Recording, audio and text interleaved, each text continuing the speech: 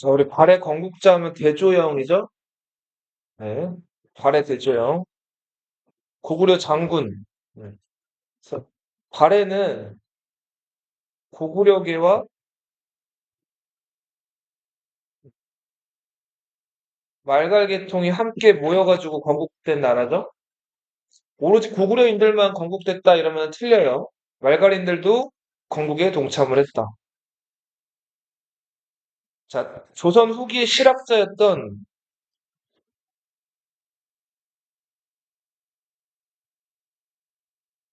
유득공이라는 사람이 당시 그 남쪽의 신라, 북쪽에 발해가 있는 이 시기를 남북국이라고 처음 표현을 했어요. 이전까지는 발해를 우리 역사라고 여기지를 않았단 말이에요, 대부분. 그런데 17세기, 18세기나 넘어와서야 이제 신라와 발해를 남북국이라고 부르면서 이 발해를 자, 이제 우리나라라고 생각을 하게 됐죠, 사람들이. 그리고 발해는 상경이란 곳이 수도였죠? 상경 외에도 5개의 수도가 있었는데 이 수도를 발해의 오경이라고 불러요. 그리고 오경 아래 여기 다 표시는 안 돼 있지만 15개의 행정구역이 있어요. 15구. 구 아래는 주가 있었어요. 주.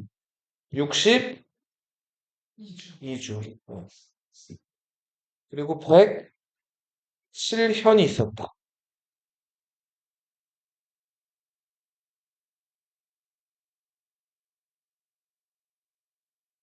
자, 발해 수도 상경성의 모습인데 남쪽으로 기다랗게 이렇게 지금 길이 나 있죠. 자, 이 길을 무슨 대로라고 했죠? 주작대로라고 했죠. 우리 그 전설 속의 네 마리 짐승. 남쪽을 수호하는 불새, 주작. 그쵸. 동쪽을 수호하는 짐승, 푸른 용, 청룡, 동청룡. 서쪽을 수호하는 하얀 호랑이, 서백호. 그쵸. 북쪽을 지키는 머리 여러 개 달린 거북이, 현무. 그쵸. 근데 기본적으로 이 항상 그 임금님들은 남쪽을 향해서 안 된다 그랬죠? 그 남쪽으로 이제 정문, 정도로서 낸 길이 주작대로라는 길이 있었다. 발해 문왕 기억나요? 문왕? 싸우는 거 좋아했던 왕이 누구였어요? 대조영 다음. 무왕이었죠. 그 다음에 문왕이었죠. 이 문왕의 공주 정혜 공주가 있었어요. 이 정혜 공주 묘는 불처럼 들어갈 수 있는 불식 돌방 무덤이었어요. 그 정혜 공주 묘 근처에서 발견된 발해의 돌사자상이에요.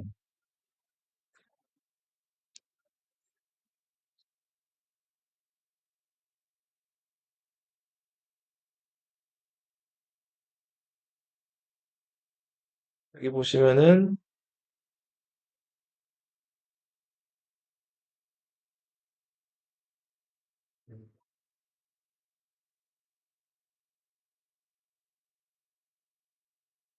네, 이렇게 돼 있는 무덤이거든요.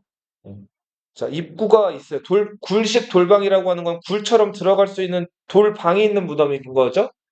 자, 입구가 있고, 이 널이라는 게 무슨 뜻이죠? 널. 관이죠, 관. 네.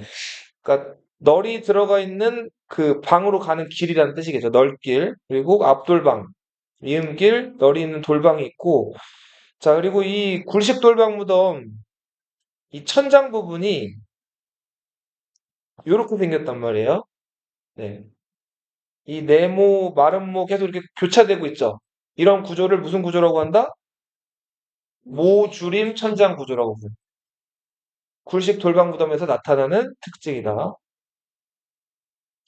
굴식 돌방 무덤은 일단 입구가 있죠. 그죠?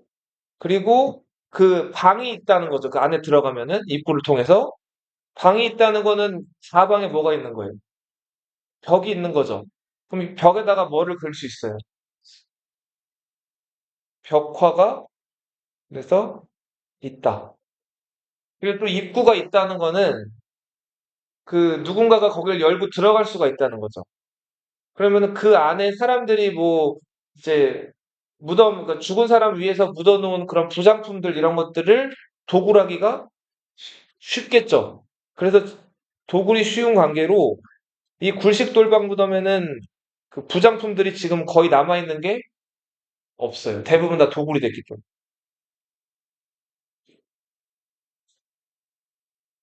자, 이 수막세라는 게 뭐냐면은 그 기와 장식이거든요. 근데 고구려 기와 장식 수막세랑 발해 수막세가 이제 거의 유사하다는 것에서 이제 발해는 고구려 문화를 계승했다 이런 것들을 알 수가 있는데 이 수막세라는 거는 그 뭔지 이것도 보자 사진을.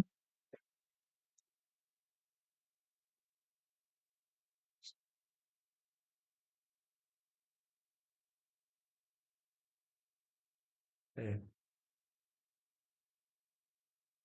발해 수막세인데 이거예요, 이거. 자, 너 이거 기와집 본 적 있죠?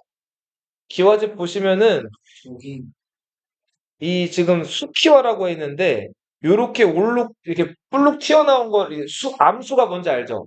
수가 뭐예요? 수 남자죠, 그죠? 암이 뭐예요? 암. 암놈 여자죠. 예. 기와도 암수를 구분하거든요. 근데 이렇게 남자들이 좀 이렇게 좀 튀어나와 있잖아요. 예, 나와 있는 거를 수키화. 그럼 이렇게 안으로 쑥 들어가 있는 건 뭘까, 이거는? 이게 암키화겠죠? 그죠? 요게 이렇게 나와 있는 게 수키화. 그리고 지붕 장식에서도 이렇게 더 돌출되어 있는 게 수막새. 안으로 쏙 들어가 있는 게 암막새인 거예요. 이렇게 암수로 이제 그 기와를 설명을 하죠. 예. 수키와와 암키와 수막새와 암막새. 그 수막새 요 끝에 조각되어 있는 그 조각상이 고구려와 발해 그것이 거의 비슷하다고 그랬죠? 자, 발해는 당나라 영향받아가지고 삼성육부라는 관직을 썼는데 여기 보시면은 중국에 있는 명칭이랑 중국에서 쓰는 명칭이랑 이름이 같아요, 달라요? 다르죠. 중국에서는 중서성, 문화성, 상서성이라고 하는데 중대성, 선조성, 정성 그 명칭이 다르죠. 이런 것들을 명칭은 같지만 자, 독자적으로 운영했다. 이렇게 표현을 하죠. 한국사에서는. 자, 그리고 상서성 아래 중국은 육부라고 해서 이호, 예병, 현공, 육부가 이렇게 딸려 있었는데 상서성 아래 다 똑같이 딸려 있었는데 지금 보면은 발에는 여기 지금 갭이 좀 있죠. 이렇게. 여기 다 표시가 안 됐는데 여기를 다스리는 좌사정. 좌사정이 세 개의 부서를 담당하고요. 그리고 우사정이 또 나머지 세 개의 부서를 다스린다. 이런 것들을 가리켜서 이원적 운영이라고 표현을 해요. 이 이호 예병 형공 이 육부가 상서정 아래 그냥 일렬로 그대로 배치가 돼 있으면은 이걸 일원적이라고 할 텐데 좌사정, 우사정이 세 개의 부서를 각각 나눠 가지고 통제했다. 자, 그래서 이원적 운영이다. 당나라와는 기본적으로 꼴은 같지만 독자적이고 이원적으로 다르게 운영했다. 자, 이런 것들이 발해 삼성육부의 특징이다. 2부는 충부는 2부는 뭐 하는 곳일까? 2부. 2부가 뭐 하는 곳일까요? 자, 뭐 김시원 장관 해, 나정민 국무총리 해. 자, 이렇게 사람들이 임명하는 거.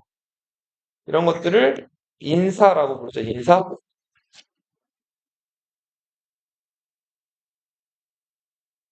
만약에 지원이가 삼성전자에 들어갔어요. 자, 삼성전자 사원으로 들어갔는데 자, 그 입사 때 그 성적이 아주 좋았어요. 자, 그래서 앞으로 얘가 더 뭐랄까 승진이라든지 이런 데 유리한 자, 그런 좋은 팀으로 들어갔는데 얘는 보통 어느 팀으로 들어갈 거야? 그래, 우수한 사원들. 이 팀으로 들어가는 거야. 인사팀. 인사팀은 굉장히 그 중요한 부서예요. 네. 이 사람 어디 승진이나 이런 거, 강등 이런 것들 결정하는 거. 그리고 어떤 부서에 배치될지 결정하는 것을 인사팀에서 하기 때문에 굉장히 중요한 그 회사에서의 권한이다. 그래서 인사를 담당하는 기구를 2부, 발해서 충부라고 불렀고요. 호부는 뭐 한다니까, 호부. 나라로 치면은 기획재정부예요. 재정을 담당. 그러니까 세금 담당하는 부서죠. 예부는 뭐 한다니까, 예부? 교육을 담당해요. 그리고 외교를 담당하게 돼요. 하나만 더 쓰면 의전을 담당해요. 교육은 뭔지 알죠? 외교도 뭔지 알죠? 나라 대 나라 간에 교섭하는 거 외교라고 하잖아요. 의전이 뭘까요, 의전? 의학? 아니에요. 교류? 대통령이 만약에 청와대 나와가지고 어디 뭐 대전 현충원이나 이런 데 방문한다고 쳐봐요. 그러면 대통령은 나라에서 제일 높은 아무튼 지금 그 어떻게 보면 등급의 관리죠. 네. 그 대통령이 어디 가는데 막 쓰레빠 신거나 뭐 추리닝 입거나 그렇게 가면 안 되죠. 그쵸? 대통령이 양복 입고 딱 격식 갖추고 어디 가야 되잖아요. 그죠? 그런 것도 다 의전이에요. 그리고 대통령 갈 때 거기 뭐 그 이런 뭐 병사들이 사열하거나 이런 식으로 대통령 오는 것들을 기념하는 어떤 세레머니나 도열 같은 것들 하죠. 그죠? 대통령 오는 것들은 보통 행사가 아니기 때문에 좀 이렇게 뭐 이렇게 뭐랄까 좀 군인들도 더 평소보다 다른 예복 같은 것들 입고 막 오는 것들 이렇게 축하하고 이런 행사들을 하잖아요. 그쵸? 그리고 이렇게 뭐 대통령이든 아무튼 높은 사람들 오면은 레드 카펫이라고 하죠? 이런 것들 깔아놓고 좀 화려하게 이런 것들 치장하잖아요. 그죠? 이런 행사들을 일컬어가지고 다 뭐라고 불러요? 의전이라고. 의전을 담당하는 또 주요 부서가 경호실이라는 부서가 또 있죠. 이 경호실에서 아무튼 대통령이 어느 방향에서 어떤 귀빈을 만나가지고 어디로 가는지 이런 것들을 다 동선을 짠단 말이에요. 이런 것들을 총칭해서 뭐라고 한다고요? 의전이라고 불러요. 의전. 병부는 뭐 하는 곳일까요? 병부. 군사죠, 군사, 병사. 형부는 뭐 하는 데일까요? 형부. 형벌을 내리다. 법이죠, 법. 법률. 자, 공부는 뭐 하는 데일까요? 공부. 공부하는데요? 공부. 공사하는 데죠, 공사. 공궐, 뭐 다리, 성곽 이런 것들 공사하는 부서가 공부예요. 오늘날로 치면 건설교통부 이런 것들. 자, 여기 나와 있는 어사대는 뭐 하는 곳일까요? 중정대, 발에서 중정대라고 불리는 어사, 암행어사 들어봤죠? 암행어사 뭐 하는 사람이에요? 몰래 그 사또 찾아가가지고 사또 잘하고 있나 못하고 있나 확인하는 사람이죠. 관리들을 감시하고 관찰하는 사람이죠. 감시하고 관찰한다는 걸 줄여서 감찰 이렇게 부르죠.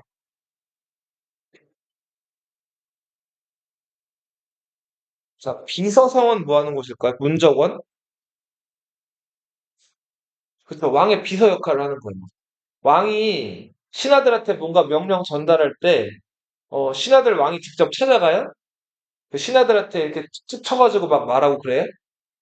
그렇지 않죠. 자, 왕이 누구를 보내요? 신하들한테. 비서를 보내죠. 네. 그 왕의 비서 역할을 담당하는데, 그 왕의 비서 역할을 하는 사람들이 하는 일들을 왕명, 출납 이렇게 불러요. 출은 내보낸다는 거고 납은 들여온다는 거죠. 그러니까 신하들이 뭔가 명령 전달, 그러니까 신하들이 왕한테 뭔가 전달할 이야기가 있으면은 이 비서성을 통해서, 이 문적원을 통해서 왕한테 전달을 하는. 주자감은 뭐 하는 곳일까요? 발해의 국립대학이에요. 자, 우리 고구려의 국립대학은 뭐였어요? 소수림학 때. 행학이었죠? 통일신라.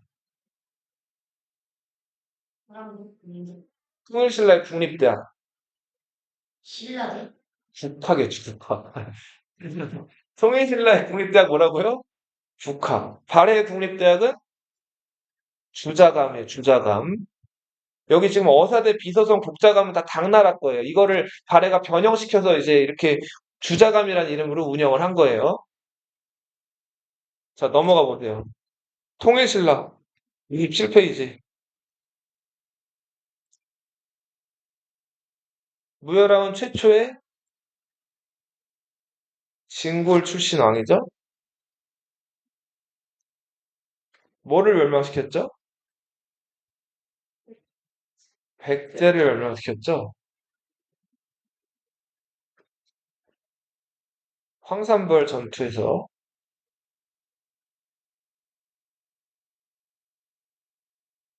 누구랑 누가 싸웠어요? 계백과 관찰이 싸웠죠.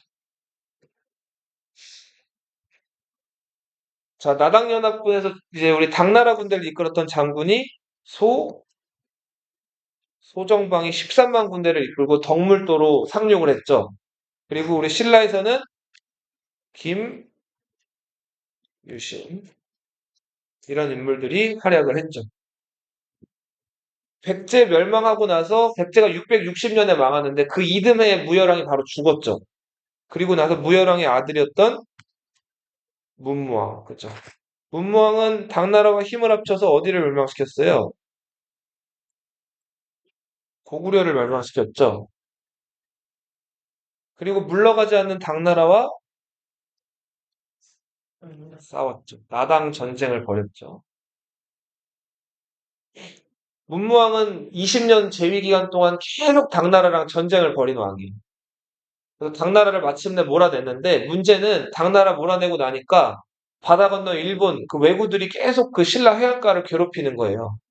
내가 죽어서 용이 돼가지고 동해바다에서 저 일본 왜구들이 오는 것들을 막겠다 해서 경주 앞바다에 이 문무왕을 화장해서 여기다가 매장을 했단 말이에요. 바다에다가.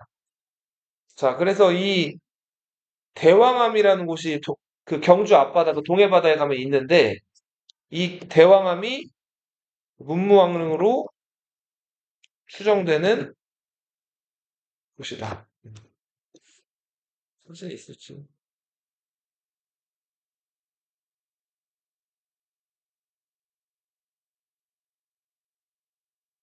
네.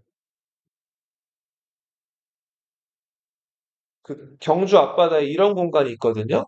예. 자, 이게 여기 그 해안가랑 얼마 안 멀어요. 한 100m 정도밖에 안 돼요. 그 떨어진 곳에 이렇게 막 바위로 이렇게 되어 있고 여기에 큰 돌덩어리가 하나 이렇게 얹어져 있어요. 여기 그리고 지금 바닷물이 일로 들어갔다 나갔다 할 수가 있거든요. 자, 그래서 사람들이 이 공간을 대왕암이라고 부르고, 자, 삼국사기에 보면은, 삼국유사에 보면은 또 문무왕을 바다에다가 화장해가지고 매장했다. 그랬던 기록이 나와 있어서, 요 릉을, 요 무덤, 이 대왕암을 이제 문무왕릉으로 사람들이 추증을 해요. 예. 자, 그리고 역사 스페셜 팀에서 2000년대 초반에 여기다 물을 다 뺀 다음에 이 돌을 이제 들어봤어요. 예, 그래서 이 아래 관이 있나, 아니면 이 아래 뭐가 묻힌 흔적이 있나 해가지고 그런 것들을 살펴봤는데, 네, 뭐가 있었을까요? 네, 아무것도 없었어요. 그리고 이 아래 그 집안이 워낙 단단해가지고 여기를 뭔가 파고 들어간 거나 할 수는 없는 집안이었단 말이에요. 대신에 이 돌 있죠, 이 큰 돌. 이 큰 돌을 사람들이 가져왔다는 거는 증명을 해냈어요. 사람들이 이 돌을 배에다 싣고 와가지고 이 위 있죠. 이 위에서 이걸 미끄러뜨려 가지고 이 안으로 퐁당 빠뜨린 거예요. 그래서 이 큰 돌이 일로 이제 이렇게 미끄러져 내려올 때 여기 긁히거나 한 그런 흔적들이 남아 있어요. 예. 그래서 아무튼 1500년 전 일이지만 문무왕이 여기에 아마 이렇게 문무왕을 상징하는 어떤 큰 뭐 돌이었겠죠. 그래서 이런 것들을 여기다가 바다에다가 이제 집어넣어 놓고 아마 문무왕은 이 당시 이제 신라는 불교 국가였으니까 어떻게 장례를 치렀을까요? 성대하게. 성대하게 어떤 식으로? 불교에서 어떤 식으로 장례 지내? 화장하죠, 화장. 화장한 다음에 유골을 아마 요 근처에다가 뿌렸겠죠? 이렇게. 그리고 문무왕이 죽어서 자기가 용이 돼가지고 동해 바다를 지킨다 그랬죠. 그래서 실제로 신라 사람들 중에서 이 대왕암 근처에서 용이 하늘로 올라가는 걸 봤다는 사람들이 등장을 해요. 그래서 자, 대왕암이 여기 있거든요. 여기. 어? 대왕암이 꽤 커요. 예. 이 대왕암이 잘 보이는 그 동해바다 앞에 정자를 하나 만들어 놨어요. 이 정자가 이로운 곳이 올라가는 것을 봤다 그래서 이로울 이자에 볼견자 써가지고 이견대라는 정자예요. 그리고 혹시 그 문무왕의 문무왕의 아들이 누구예요? 문무왕의 아들. 신문왕이죠. 그 신문왕이 자기 아버지 문무왕에게 감사하고 은혜로 그 은혜에 감사한다는 차원에서 지은 절이 감은사라는 절이에요. 그래서 방금 보여드린 이견대 그리고 그 대왕암 근처의 그 바닷가에 감은사라는 큰 절이 있었어요. 근데 감은사는 지금 남아있지 않고 감은사 분당 안에 있었던 서탑과 동탑만 지금 이렇게 남아있어요. 그리고 여기 지금 자세히 요 사진에 나와 있진 않은데 요 서탑과 동탑 요 사이에 이렇게 그 바닥에다가 이렇게 구멍을 뚫어 놨거든요. 근데 그 구멍이 이제 문무왕이 용이 돼가지고 요 서탑과 동탑 사이를 왔다 갔다 하라고 만들어 놓은 구멍이라 그러요. 그래서 아무튼 신문왕이 아버지 문무왕 은혜에 감사하는 차원에서 만든 이 절이 무슨 절이라고요? 감은사라는 절이고 이 감은사에 만들어진 이 탑이 감은사지 삼층석탑이다.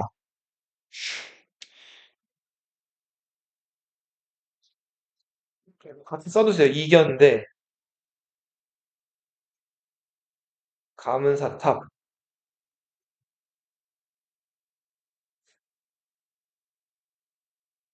자, 그리고 이 무열왕 문무왕 때 활약했던 두 스님이 있어요. 꼭 알아두셔야 되는데 대표적인 스님이 우리 신라 스님 하면 또 누가 떠올라요? 원 원효대사 떠오르죠? 그죠?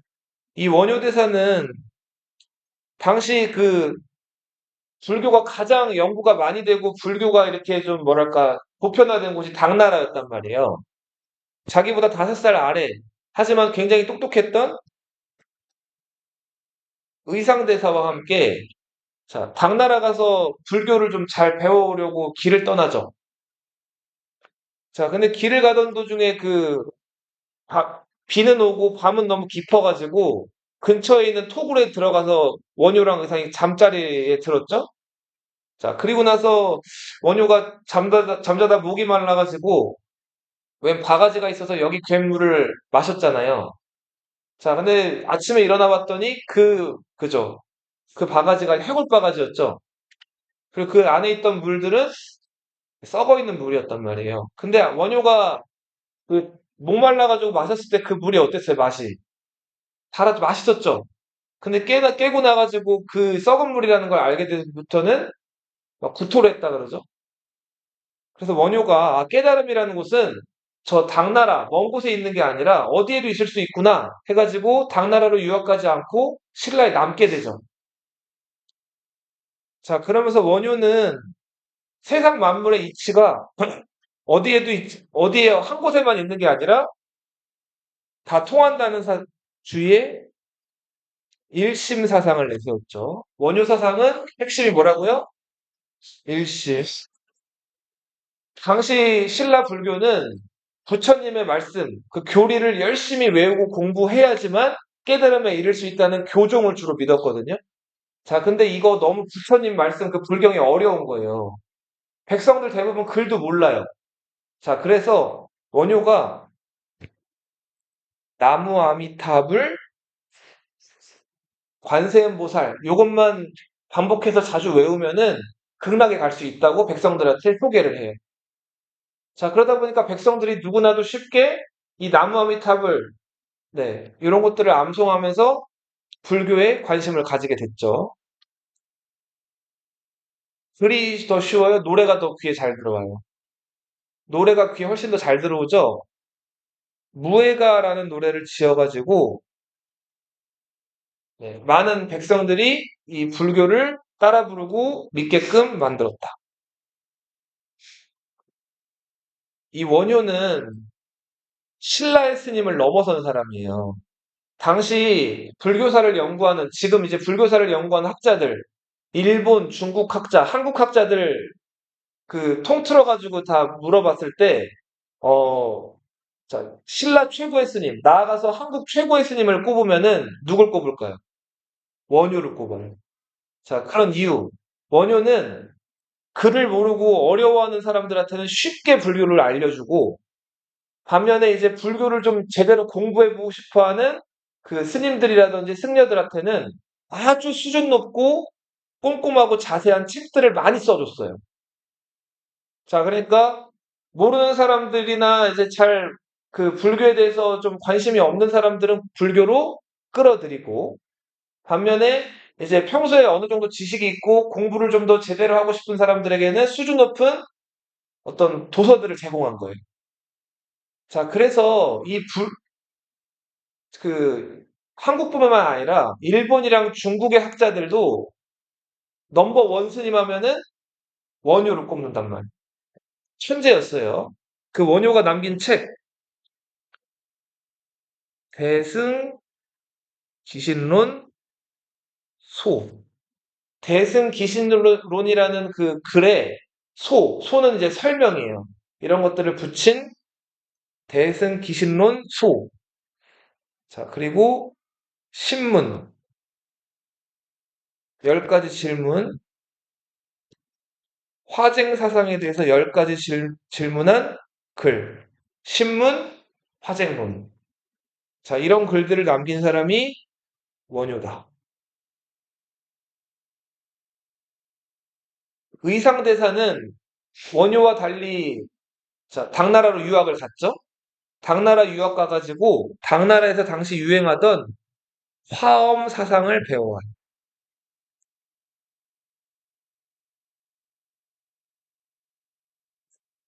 그리고 그 화엄 사상을 열심히 공부한 다음에 이거를 글뿐만 아니라 그림으로 표현해요. 화엄일승 법계도. 의상대사가, 자, 그리고 이제 신라로 돌아와가지고 많은 사람들에게 또 불교를 전파하는데 만들었다는 절이 부석사라는 절이에요. 이 부석사 혹시 어디 있는지 알아요? 경상북도 영주에 있죠. 자, 이제 원효 스님에 대한 에피소드 하나만 더 얘기해 볼게요.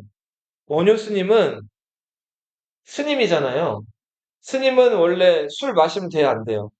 안 되죠. 여자 가까이 하면 돼요, 안 돼요? 결혼도 하면 안 되죠.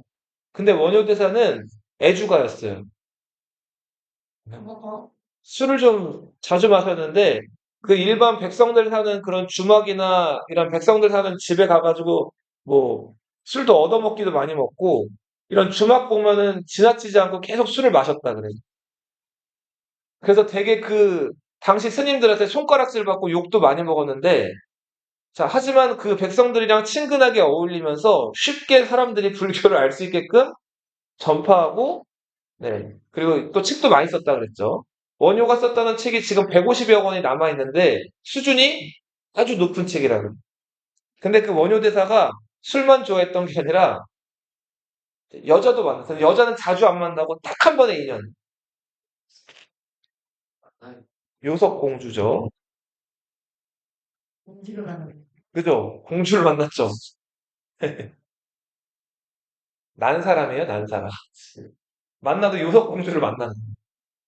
자, 요석 공주랑 그 만나서 딱 하룻밤 인연을 가졌어요.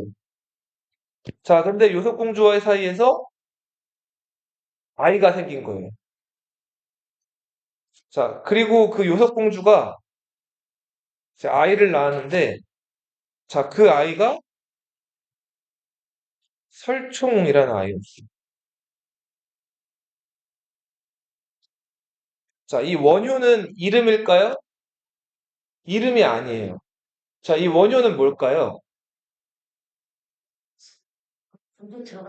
맞아요. 부처님, 스님들은 부처님 제자 된다는 어떤 그런 징표로 자기 원래 쓰던 부모님이 주신 이름을 버리고, 자, 절에 들어가면서 머리를 깎으면서 그 절에 있는 스님들한테 새로 그 부처님 제자 됐다는 기념으로 이름을 받는단 말이에요.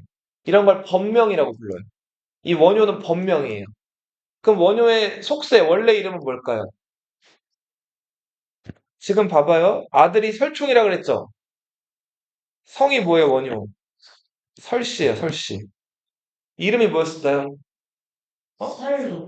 설서방? 또, 설원, 또, 설효? 설빙이라고 하던데 어떤 말. 원효 이름은 사였어요, 사. 네. 자, 원효 이름 뭐였다고요? 사였어, 사.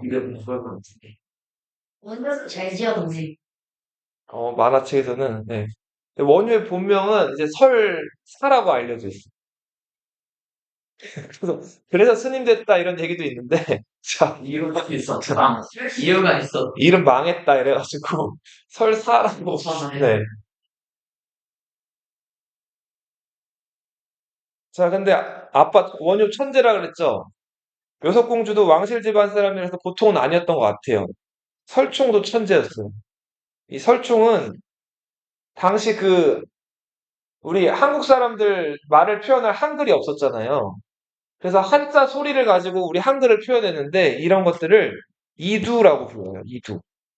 한자 음을 가지고 우리말을 표현한 글자 체계예요.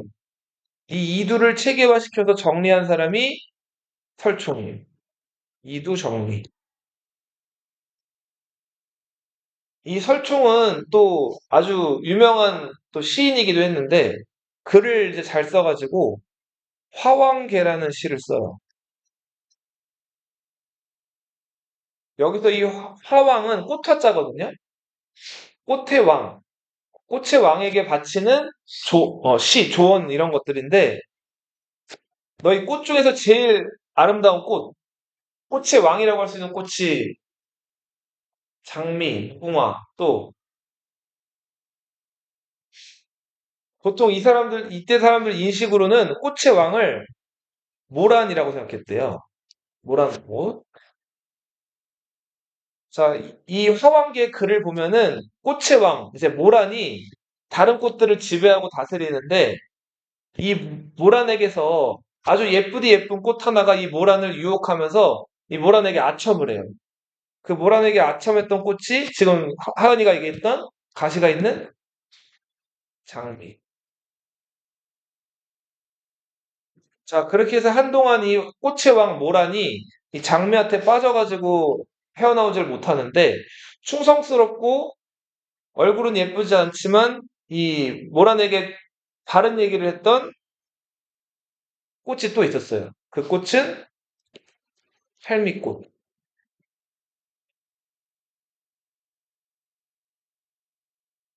자, 요런 시를 이제 바치는데 이 모란이 상징하는 거는 꽃의 왕 모란이 상징하는 건 당시의 왕이었던 누구? 신문왕. 장미. 신문왕의 어떤 눈과 귀를 가리고 예쁜 자기 외모로 신문왕을 혼란시킨 간신들. 반면에 꿋꿋하게 얼굴 못생겼지만 꽃의 왕 모란에게 바른 말을 했던 이 할미꽃은 충신. 곧 자기 자신 누굴 뜻해요? 설충을 뜻하는 거죠. 자기를 낮춰서 표현을 한 것 같아요. 그러니까 할미꽃이라는 게 이제 거기서는 이제 꽃이라는 게 평가받을 수 있는 게 보통은 아름다움으로 평가를 받잖아요. 외모로. 그래서 실종 외모 자체에 대한 기록은 따로 나와 있진 않고 의상대사는 의상대사야말로 얼굴이 잘생겼다. 당나라 유학을 갔는데 유학 갔다 보니까 거기 뭐야 좀 부잣집에서 하숙을 했나 봐요. 근데 그 부잣집에 선묘라는 여인이 있었어요. 선묘. 의상대사 공부하러 왔는데 이 선묘라는 여자가 의상대사가 너무 잘생긴 거예요. 반했어요. 행동도 멋있고. 자, 그래서 이 의상대사를 사랑해가지고 사랑 고백을 했어요. 근데 의상대사 대답, 네, 노였어요, 노. 의상대사는, 그쵸, 까인 거죠. 의상대사는 머리 깎고 공부하러 왔는데 이 선묘가 의상대사를 꼬신 거예요. 그래서 어떻게 했을까요? 선묘는 막 가슴이 뜨거워졌겠죠? 너무 슬프고. 근데 의상대사는 결국 공부 다 끝나고 배 타고 신라로 돌아갔어요. 자, 근데 선묘가 의상대사를 못 잊어가지고 용으로 변신했다 그래요. 음. 용으로 변신한 다음에 용은 이제 그 강이나 바다 같은 데 왔다 갔다 할 수 있죠. 그래서 의상이 탄 배를 그래 맞아 스토킹을 한 거예요. 쫓아온 거예요. 무섭죠. 자, 근데 의상대사가 이제 신라에 내려가지고 자기 불법을 펼칠 그 절을 건설했어요. 아, 절을 건설하려고 좋은 자리를 찾아다녔는데 이때 의상대사 앞에 그 산도적들이 나타난 거예요. 그리고는 의상대사한테 이렇게 저렇게 뭔가 협박도 하고 위협을 하는데 이때 용으로 변신한 누가? 선묘가 나타난 거예요. 그 다음에 그 도적들에게 자기 힘을 과시하는데 그 마침 그 자리에 큰 돌이 하나 있었다 그래요. 그 큰 돌을 휘슬로 들었다가 놨다가 들었다가 놨다가 해요. 자, 돌석자, 띄울 부자예요. 뜨는 힘을 부력이라고 하죠. 돌석자에 띄울 부자 써가지고 네, 이 자리에다가 이제 나중에 그 의상대사가 절을 짓거든요. 이 절이 무슨 절이다? 부석사예요. 지금도 부석사 가면은 그 부석사에 불상 모셔놓은 그 금당 바로 앞에 그 마당 그 땅을 파서 들어가 보면은 여기 그 키다란 이렇게 굉장히 한 여기서 저기 사이즈만한 어마어마하게 큰 이다란 돌이 하나 묻혀 있거든요. 네. 그래서 아마 사람들이 그 신묘 이야기, 용이 진짜 어디 있겠어요. 선묘로 상징되는 그 용, 그 부석사를 수호하는 그 용을 이제 그 돌로 어떻게 보면 비유해가지고 부석사 금당 안에 묻어둔 것이 아니냐 하는 얘기들을 하고 있죠. 예. 그 부석사 가면 의상대사가 지팡이를 꽂았는데 그 지팡이에서 나무가 자랐다는 큰 나무가 또 있기도 해요. 예. 믿거나 말거나. 네, 부석사. 자, 이제 그 문무왕이 통일전쟁 끝내고 죽고 이제 바다에 묻혔다 그랬죠? 그 다음에 자기 아들이었던 신문왕에게 왕자리를 이어주게 돼요.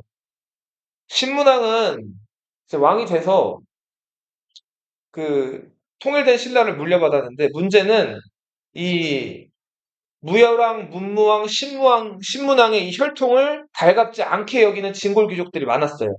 무열왕이 진골 귀족이라 그랬죠? 여러 진골 귀족들 중에서 하나일 뿐이잖아요. 다른 진골 귀족들이 인정을 안 하는 거예요. 대표적으로 신문왕의 장인어른이었던 김흠돌. 이 사람은 상대등이었어요. 최고관직을 가진 김흠돌. 이 사람이 자기 사위였던 신문왕에 대해서 반란을 일으켜요. 자, 신문왕은 김흠돌의 난을 예측을 하고 있다가 이것들을 제압을 하죠, 모두.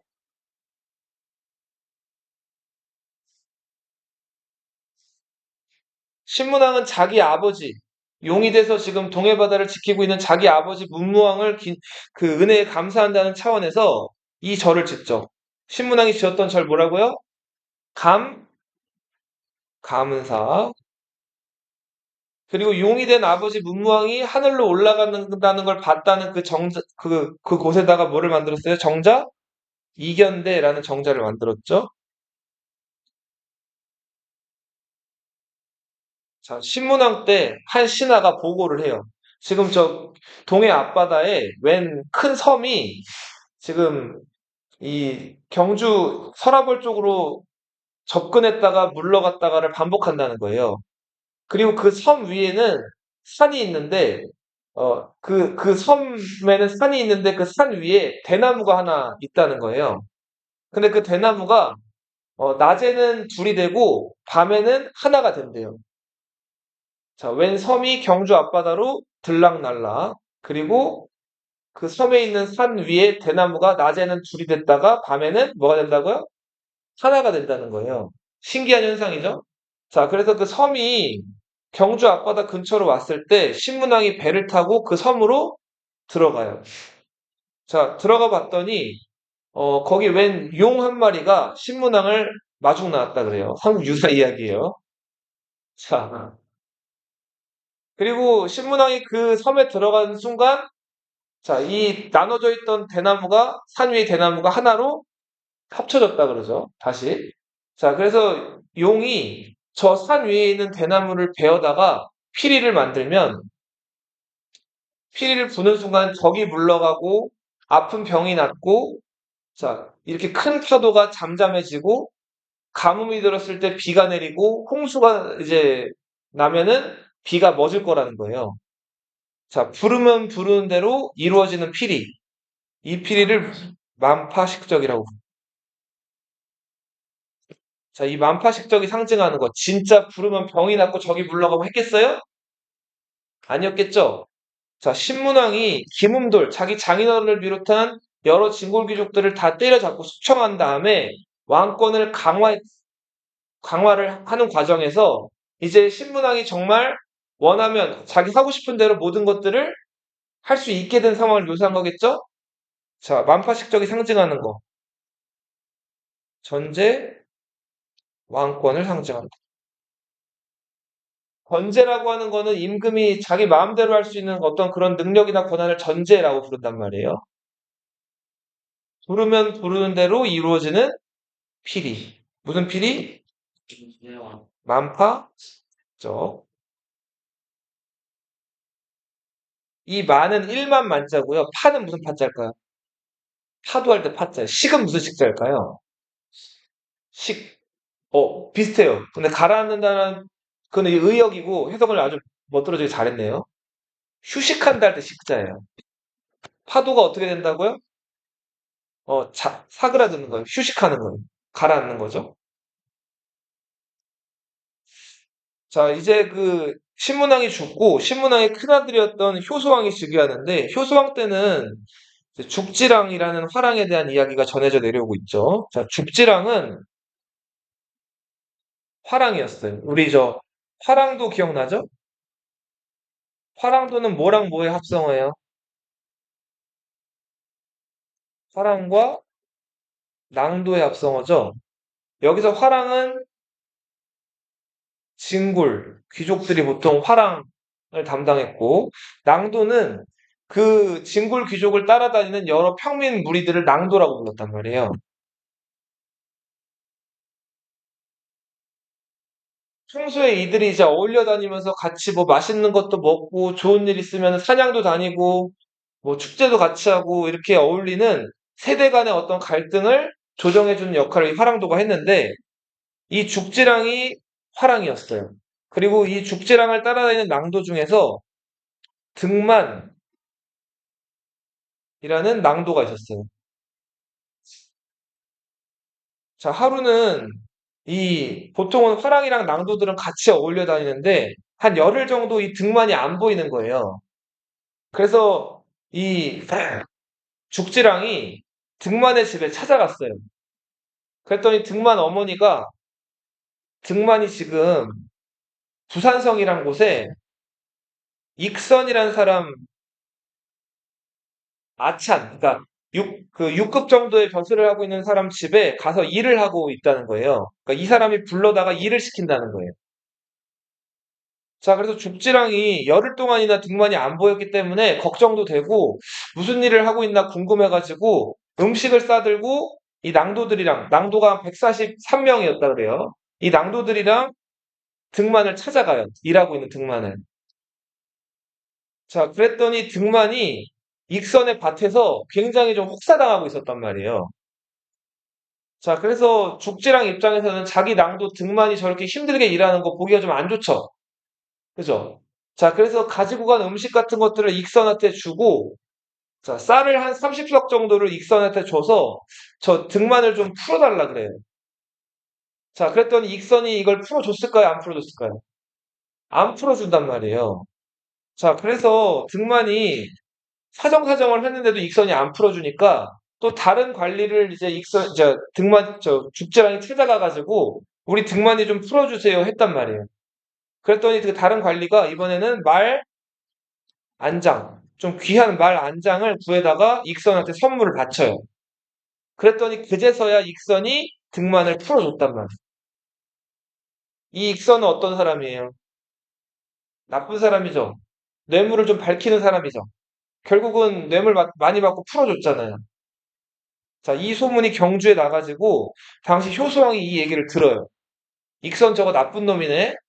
자, 그래서 한겨울에 익선과 익선의 아들을 그 찬 연못에다가 목욕을 시켜요. 언제? 지금같이 추운 겨울에 연못에서 익선이랑 익선의 아들을 목욕을 시킨다는. 둘 다 어떻게 됐을까요? 얼어 죽는답니다. 쌤통이죠? 자, 이렇게 해서 죽지랑이 이 등만을 데리고 이제 다시 자기네 원래 살던 그 경주 지역으로 돌아오는 이야기가 전해져 내려오고 있어요. 이때 등만이 자기를 구해줬던 화랑, 죽지랑을 사모하는 노래를 부르는데 이게 모 죽지랑가요. 모는 뭐라고요? 사모한다 할 때 모자예요.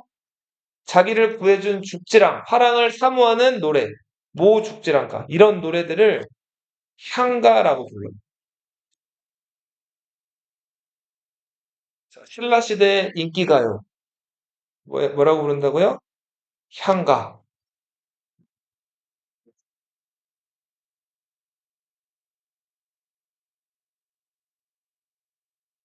자, 수로 부인 이야기는 수로 부인이 이제 그, 신하의 부인이었는데 얼굴이 아주 예뻤다 그래요. 자, 근데 수로 부인이 아주 예쁘다 보니까 사람들한테 인기가 엄청 많았는데 하루는 이렇게 그 바닷가를 가다가 바닷가에 있는 그 큰 절벽을 하나 이렇게 지나게 됐는데 그 절벽 끝에 사람 손이 닿기 어려운 곳에 예쁜 철쭉이 피어 있는 거예요. 자, 수로 부인이 소위 말해서 얼굴값 한다고 저 철쭉 보고는 아, 저 꽃이 아름답네. 저 꽃을 가지고 싶다. 이런 식으로 얘기를 한 거예요. 노답이죠. 한숨이 나오죠. 자, 근데 이 수로 부인이 그렇게 얘기를 하자마자 여러 사람들이 그 철쭉을 따갖고 수로 부인에게 주고 싶었겠죠? 자, 근데 너무 그 절벽이 험해가지고 엄두를 못 냈다 그래요. 가려다가 다 포기를 했다 그래요. 근데 웬 소를 끌고 오던 노인이 한 명이 지나가다가 제가 저 꽃을 한번 따보겠습니다. 하더니 그 노인이 막 절벽을 터벅터벅 기어 올라가가지고 그 꽃을 결국 따가지고 수로 부인에게 준단 말이에요. 자, 이 노인이 수로 부인에게 꽃을 따줬다는 그 노래가 헌화가예요. 너희 교회 가면 헌금 낸다 그러죠? 헌이라는 게 바친다는 뜻이죠. 노인이 꽃을 바친 노래. 자, 이 노래 무슨 노래라고요? 헌화가. 그래서 이것도 향가예요. 네, 그렇죠. 그리고 수로 부인이 워낙 예뻐가지고 한 번은 또 바닷가 근처를 지나가는데 자, 용이 이제 수로 부인의 미모를 탐내가지고 바닷속으로 데리고 들어갔다는 거예요. 자, 그랬더니 수로 부인이 삼국 유사 이야기예요. 그 용한테 끌려가가지고 용궁 구경을 하고 나왔다 그래요. 자, 그래서 거기서 맛있는 음식, 좋은 옷 이런 것들 입고 용궁 이야기들을 막 했다 그래요. 그런 이야기들이 삼국 유사에 실려 있어. 자, 요 성덕왕 때는 신문왕의 둘째 아들이었거든요. 효소왕이 일찍 죽어가지고 둘째 아들이 왕이 됐는데 그야말로 신라가 태평 성대였다. 이렇다 할 큰 전쟁도 없고 예. 이 노인이 꽃 따다가 이제 수로 부인에게 바치는 이런 한가로운 이야기나 전하는 비교적 태평 성대. 그래서 이름이 성도원인가? 그럴지도 모르겠네요. 그 왕호 분석까지는 선생님이 잘 아직 이건 잘 모르겠네요. 네. 그리고 효성왕. 효성왕 때는 이 상덕왕의 아들이에요. 효성왕이 아직 왕이 되기 전에 신충이라는 사람과 바둑을 뒀다 그래요. 자, 근데 신충이랑 바둑을 두면서 내가 훗날 왕이 되면 그 바둑을 아무튼 이 신충이 되게 잘 둬줬나 봐요. 네. 바둑을 두면서 내가 훗날 왕이 되면 당신을 잊지 않겠다. 당신에게 높은 자리 하나를 주겠다. 자, 그랬는데 막상 효성왕이 왕이 되고 나서 신충을 올. 까먹은 거예요. 당시 신충과 효성왕이 잣나무, 이 잣나무 아래서 바둑을 뒀는데 신충이 하도 열받고 원망스러워가지고 그 효성왕을 원망하는 글을 써가지고 잣나무에다가 걸었다 그래요. 이 글을 원서라고 하는데 어디 원서 쓴다 이거 아니고요. 자, 이 원서를 잣나무에 매달았더니 잣나무가 시들어 버렸다 그래요. 자, 이 소문이 이제 경주에 퍼지게 되면서 효성왕이 신충이 갑자기 기억이 난 거예요. 그래서 신충을 불러다가 높은 관직을 줬다 그래요. 그런 이야기가 전해져 온다.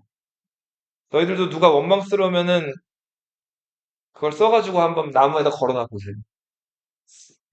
그 나무가 시들면 네, 인기가 많아지겠죠. 네. 자, 이제 다음 시간에 경덕왕 때 얘기부터 할 거예요. 이 경덕왕 때는 신라가 이제 본격적으로 카오스, 암흑기로 접어드는 시기예요, 이제. 네. 오늘은 여기까지.